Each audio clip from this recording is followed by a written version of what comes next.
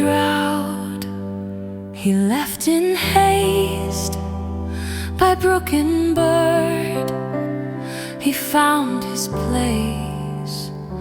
No water flowed, no harvest grew, but still the Lord would carry through.